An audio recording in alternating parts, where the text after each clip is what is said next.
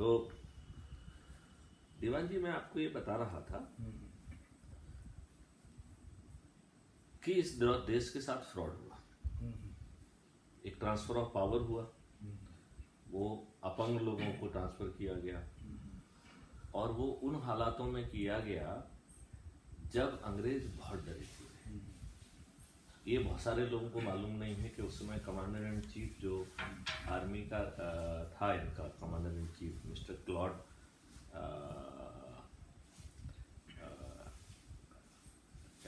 एमचुन lake,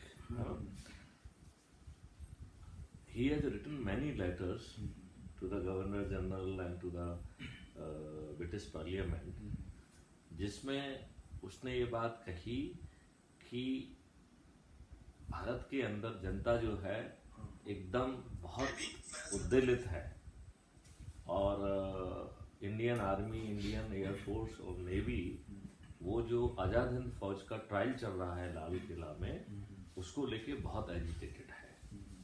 और जो आपकी आदत रही है अब तक कि आप छोटे मोटे केस में तत्काल फांसी पर चढ़ा देते हैं, ऐसी भयंकर भूल यदि आप करेंगे तो आप हिंदुस्तान को छोड़ के भी, भारत को छोड़ के भी नहीं जा पाएंगे। और लॉर्ड एमचुन जो है ना लेक, उन्होंने एक एग्जिट प्लान बनाया कि यदि रिवोल्ट होता है तो वो अंग्रेजों को सुरक्षित भारत से कैसे ले जाए। इन सब रिपोर्ट और मिलिट्री इंटेलिजेंस की रिपोर्ट के कारण ही आपको जान के ताज्जुब हो जाए, आजाद हिंद फौज का ट्रायल वापस ले लिया गया था। आजाद हिंद फौज का पूरा ट्रायल नहीं हुआ, इट वॉज विड्रॉन। और वो नेहरू के कारण नहीं हुआ, इट वॉज लार्जली कि उस ट्रायल को लेके भारत की आम जनता में बड़ी संवेदनशीलता थी। आर्मी और नेवी वगैरह में बहुत सारी जगह पे रिवोल्ट हो चुका था। रिवोल्ट के लिए ये लोग फोर्स मांग, जो है ना, उसको पकड़ने के लिए, रोकने के लिए फोर्स मांग रहे थे, इनके पास फोर्स नहीं थी। ये हालात ऑलरेडी थी, ये सब छिपाया गया है। आई वॉज रीडिंग, जो कि उस समय की लेटर इस कमांडर चीफ ने गवर्नर जनरल को और जो ब्रिटिश पार्लियामेंट वगैरह को जो लिखे, उन लेटर्स को मैंने पढ़ा। तो जहां वो लोग इतने डरे हुए थे, वहां हमने उनकी शर्तों पे जो उन्होंने चाहा हमने माना। इस समय शर्तें किसकी होना चाहिए थी? हमारी होनी चाहिए थी। लेकिन ये छोटे चरित्र के लोग थे जिनकी वर्किंग कमेटी में 15 में से नेहरू को एक भी वोट नहीं मिला। इसके बावजूद भी उसे जो है आपने प्रधानमंत्री का वो दे दिया। तो ये बहुत ही छोटे सेटिंग हो रहा है, थोड़ा सा बढ़ जाएगा तो ठीक है।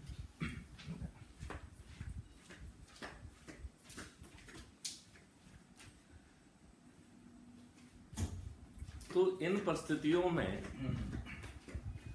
जबकि वो रिसीविंग एंड पर थे, वो डरे हुए थे। हमारा चरित्र छोटा था, इसलिए हमने उनकी शर्तों पे सब चीजें मानी। एक नालायक रेड क्लब बिना गए, उसको जहां दिल किया उसने नक्शे पर आप लाइन खींच के उसने जो है ना हिंदुस्तान पाकिस्तान बना दिया। जब रिलीजन के आधार पर दो देश बने थे, तो नेहरू और गांधी ने ये क्यों कहा कि साहब जो मुस्लिम यहाँ से पाकिस्तान चले गए, उनकी संपत्ति को यथावत रखा जाए, वो किसी को ना दी जाए, क्योंकि वो वापस लौट के आएंगे। क्यों आएंगे वापस लौट के? नहीं, मैं पूछता हूँ क्यों आएंगे? घर की खेती है। They should not be allowed to come back. बल्कि 90% लोग जिन्होंने पाकिस्तान के और मुस्लिम लीग के फेवर में और इस कंट्री को डिवाइड करने का जिन्होंने वोट दिया था, उनमें से 90% लोग यहीं रह गए। तो अब तो समय आ गया है कि अपन उनसे कहें कि भैया तुम तो मर गए हो, तुम्हारे जो आने वाले उनसे पूछ लेते हैं कि भैया तेरा क्या इरादा है, और एक उनसे लिखवाया जाए कि चूंकि तुमने उनके फेवर में वोट दिया था, तो अब आप आज बताओ कि तुम्हें भारतीय राष्ट्रीयता चाहिए कि नहीं चाहिए। आपकी राष्ट्रीयता जो है और आपके जो देश प्रेम है, वो जो है क्वेश्चन मार्क नहीं होना चाहिए। आपको वंदे मातरम जो है कहने में संकोच नहीं होना चाहिए। मतलब ये तो बड़ा दोगला चरित्र हुआ कि आप जिस देश में रह रहे हैं उस देश के आप हैं ही नहीं, तो भैया यहाँ क्यों रह रहे हो? कुछ दुष्ट लोग कहते हैं उन्हें डर लग रहा है, तो भाई साहब आप डर लग रहा है तो आप यहाँ क्यों रह रहे हैं? आप चले जाइए ना, है? हम आपकी मदद भी कर देंगे, टिकट भी दे देंगे आपको हाँ जाने का। तो फिर इन दोगले चरित्रों के लोगों ने उसी यंत्र को जो है ना यथावत रख लिया, उसमें कोई अकाउंटेबिलिटी नहीं लाई। आज की पुलिस 1861 की पुलिस एक्ट से चल रही है, तो इन काले अंग्रेजों को वो 1861 का पुलिस एक्ट जो कि आपको दबाने के लिए, आपको तोड़ने के लिए, आपको अपमानित करने के लिए, आपको शोषित करने के लिए बनाया गया था, ये आज के अंग्रेजों को वो पुलिस एक्ट इतना अच्छा क्यों लग रहा है कि उसमें किसी सुधार के नाम पर जो है ना इनकी रूहें कांप जाती हैं। तो मैं हमेशा इसको कहता हूं कि ये गन्ने की रस को गन्ने को जो है ना वो करके क्रश करके रस निकालने की मशीन थी, और वो रस जाता था इंग्लैंड, राइट। अब ये रस निकालने की मशीन भारत में यथावत रखी जाना चाहिए थी क्या? उसका चरित्र बदलना चाहिए था, उसको अकाउंटेबल करना चाहिए था, उसको रिस्पॉन्सिबल करना चाहिए था। यदि वो गलत निर्णय ले तो उस गलत निर्णय के कारण जिसको सफरिंग हो रही है उसको कंपनसेशन होना चाहिए था। अभी हम भी उसी कैटेगरी में आते थे। हम जो लाट साहब हैं, तो वो लाट साहबों का जो है क्या कोई धर्म नहीं है, कोई अकाउंटेबिलिटी नहीं है, निर्णय समय पे लेने की अकाउंटेबिलिटी नहीं है। ये कैसे, ये यदि जो है ये गन्ने का रस निकालने की मशीन है, तो इससे आप आटा क्यों पिसवा रहे हैं, राइट? तो हमारी सभी समस्याओं का जड़ जो है ये दो चीजें हैं। अब सवाल उठता है, जैसे अभी किसानों का आंदोलन हुआ, 3 एक्ट वापस हुए, क्या ये सही है? मैं मानता हूँ ये पूरी तरह से गलत है। क्यों गलत है? हमारे देश में हमारी ही चुनी हुई सरकारों के लिए हमें प्रोटेस्ट करने की जरूरत क्यों पड़ना चाहिए? अंग्रेजों के समय में तो प्रोटेस्ट करना मुझे समझ में आता था कि ये बात जो है, क्योंकि वो विदेशी पावर थे। आज हमारी अपनी सरकार के केस में हमें ये चक्का जाम, ये जो है रेलवे और फलाना और ये सब करने की जरूरत क्यों पड़ना चाहिए? तो मैं इसके खिलाफ हूं। मेरा कहना है कि जैसे मान लो कोई बच्चा बहुत शोर मचाता है ना, एक जगह आपको जस्ट इंटरप्ट करूंगा। 2013 में I had to China. Okay. तो हम डेलीगेशन था हमारा इंडिया का। Okay. Part of the delegation. Okay. तो एक हमारा चाइनीज मिला वहाँ पे। ओके। ये बस बाइलिंगुअल था, मतलब दोनों इंग्लिश जानता था वो। हमारा एक इंडियन हमारे डेलीगेशन का है, उससे बढ़ गया, कुछ चिट चैटिंग करते रहे। तो पूछा, उससे चाइनीज से पूछ रहा है हमारा आदमी जो है, तो बोले कि आपके कंट्री में तो डिक्टेटरशिप है, आपको डेमोक्रेसी नहीं अच्छा लगता क्या? तो ऐसा अच्छा तो हमको भी लगता है, हमको चाहिए भी, लेकिन आज नहीं चाहिए, आज से 10-20 साल बाद चाहिए। अच्छा। तो बोले क्यों? बोले आपकी कंट्री तो डेमोक्रेट है, डेमोक्रेटिक कंट्री है। 1949 में जब चाइना इंडिपेंडेंट हुआ, तो हम तो आपसे बहुत पीछे थे, इंडिया से बहुत पीछे थे। आज China, you come just compare your country with China, कि आज हम कहाँ हैं, आप कहाँ हैं। आपके चूंकि डेमोक्रेसी है, डेमोक्रेसी का आप नतीजा देख लीजिए। हमारा डिक्टेटरशिप इसलिए हम यहाँ आगे बढ़ता है। देखिए, हम डेमोक्रेसी को गलत बात कह रहे हैं। हमारी डेमोक्रेसी कैसी है? हमारी डेमोक्रेसी वही है जो कि हमने एज इट इज अंग्रेजों से अडॉप्ट की है। हमने कानून वही हैं जो कि उनसे अडॉप्ट किए हैं। तो आज हमारी रणनीति क्या होना चाहिए? किसी ने मुझसे क्वेश्चन पूछा कि आज हमारी रणनीति क्या होना चाहिए। हमने कहा बड़ा सिंपल काम, पहले इमोशनल बात करो कि 1911 में जो जॉर्ज फिफ्थ के लिए यशोगान में गाना गाया गया था वो हमारा राष्ट्रीय गान नहीं हो सकता है। तो पहले तो मोदी जी रेजोल्यूशन के द्वारा तत्काल जनगण मन को जो है राष्ट्रीय गान से हटाएं, और आज़ाद हिंद फौज का जो गाना था, जो उसमें भी जनगण मन है, उसको जो है हम राष्ट्रीय गान बनाएं, पहली बात। दूसरा मेरा कहना है कि जो पोटा है उसे एक उम्मीदवार बनाया जाए। उम्मीदवार का मतलब क्या है कि यदि पोटा जीते तो बाकी जो लोग हारे हैं पोटा से, इसका मतलब है कि उन्होंने पोटा जैसी भी जो है ना, नोटा जैसी भी तपस्या नहीं की है, राइट। तो उनको और तपस्या करने की जरूरत है। इसका मतलब है कि उनमें से हर कोई 15 साल और तपस्या करे, तब उसे चुनाव लड़ने की पात्रता होगी, ठीक है ना। फिर मेरे तीसरा बात कहना है कि जो ढेर सारी पॉलिटिकल पार्टी हैं जिन्होंने कभी कोई कैंडिडेट ही खड़ा नहीं किया, तो वो पॉलिटिकल पार्टी बनी क्यों थी, तो ये जांच की जाए कि वो पॉलिटिकल पार्टी बनी क्यों थी, और आज उन्हें बिल्कुल डीनोटिफाई कर दिया जाए, सभी को हटा दिया जाए। फिर तीसरी बात है कि एक आप पार्टी बना रहे हो, उस पार्टी को इतनी तपस्या और इतनी जन भागीदारता तो करना चाहिए कि कम से कम उनका एक कैंडिडेट जीते। तो जो भी पॉलिटिकल पार्टी जिसका एक भी कैंडिडेट नहीं जीत पाता है, उसे तपस्या की जरूरत है। तो उस पार्टी को खत्म किया जाए 15 साल के लिए, और उससे कहा जाए कि आप 15 साल जो है ना तपस्या करो। अब जिन लोगों की जमानत जब्त हो रही है, उन सबको मतलब है कि वो पब्लिक लाइफ में यदि अपनी जमानत भी नहीं बचा पा रहे हैं, इसका मतलब है वो बिना तपस्या के कूद पड़ रहे हैं। कई लोग जो है ये पॉलिटिकल पार्टी भी रेखा गलत जो है ना, कहीं नाम का रेखा गलत, कहीं कास्ट का रेखा गलत करके ये डमी कैंडिडेट खड़ी करते हैं। तो ये डमी कैंडिडेट खड़े ना कर पाए तो जिसकी भी जमानत जब्त हो, वो उसका मतलब है उसकी तपस्या में कमी थी।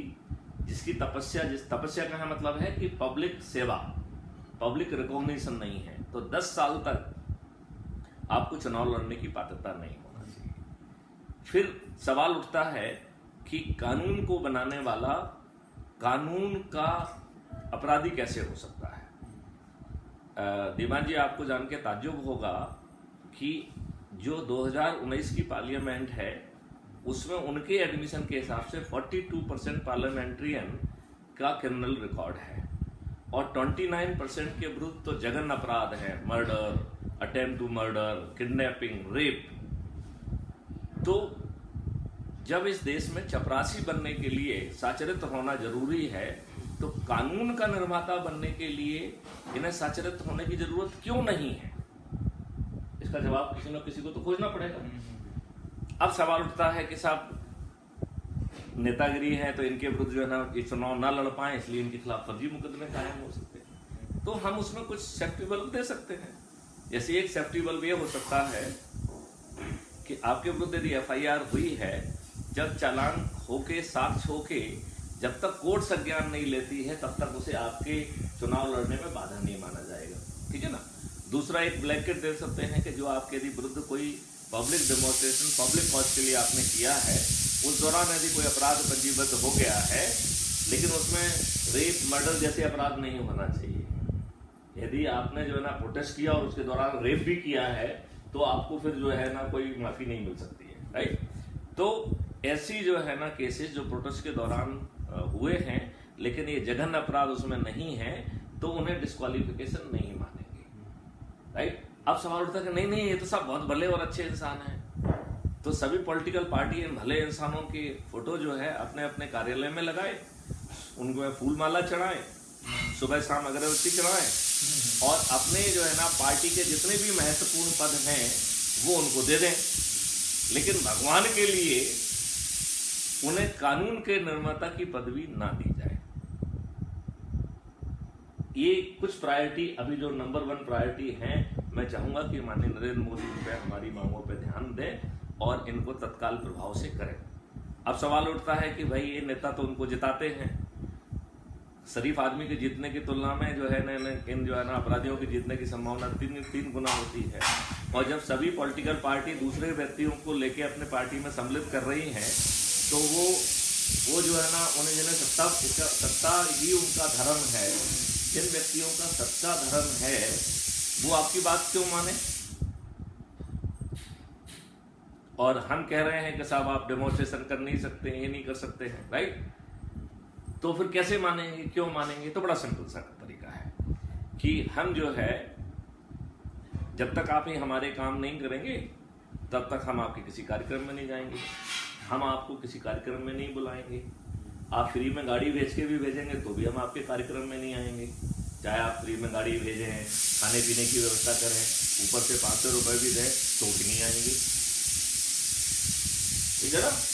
और काले बैज पहनेंगे, काले झंडे दिखवाएंगे, और जहां तक हमारी शक्ति होगी आप और आपकी पार्टी के लोगों को हम जो अपने अधिकार क्षेत्र में नहीं घुसने देंगे, बोर्ड लगा के कि हमारे क्षेत्र में मत आओ जब तक कानून ना बना। यदि वर्तमान में जो लोग हैं, मोदी जी बहुत अच्छे इंसान हैं, बहुत दृढ़ संकल्प के व्यक्ति हैं, मुझे लगता है कि ये ज़्यादा अच्छा काम कर सकते हैं। लिहाजा इन्हीं से कहा जाए कि आप 2021 में ही इन सब चीज़ों को कर दीजिए, तब तक हम दूसरी लिस्ट तैयार करते हैं आपके साथ, क्योंकि अगले लोग आएंगे वो घटिया चरित्र के लोग, वो तो और भी बुरे हैं। तो हमारा काम ये होना चाहिए कि हम इन्हीं से अपेक्षा करें। और दूसरी बात ये है कि सभी लोग जो है crime free Bharat YouTube channel को सब्सक्राइब करें। कल यदि 100 करोड़ लोग जो है crime free Bharat YouTube channel को सब्सक्राइब करेंगे तो उसकी बात जो है ना प्रधानमंत्री जी भी बड़े ध्यान से सुनेंगे, उसे नज़रअंदाज करने की उनकी भी हिम्मत नहीं होगी। तो हमें बिना रोड पे उतरे ये सब काम करना चाहिए। हम माननीय नरेंद्र मोदी जी से अनुरोध करते हैं कि हमारी आवाज़ जरूर आप तक पहुंच रही होगी। आप इन उसमें जो हम आपसे मांग रख रहे हैं, कृपया जनहित में उन्हें फॉलो करिए, अन्यथा आप और इन काले अंग्रेजों में क्या फर्क रह जाएगा। तो आप भारतीय हैं, आप शुद्ध नेशनलिस्ट हैं, आप देश के लिए कड़े निर्णय ले सकते हैं। यदि आप इससे सहमत हैं तो छोटे राजनीतिक स्वार्थ को हटाते हुए जो है ना नज़रअंदाज करते हुए और ये विभिन्न जो है ना निर्णय को आप लीजिए, और हम आपको जो है ना सेकंड लिस्ट क्या करना चाहिए वो भी आगे चल के आपको देने की कोशिश करेंगे। आओ हम सब मिलके एक अच्छे भारत का निर्माण करें। जय हिंद, जय भारत।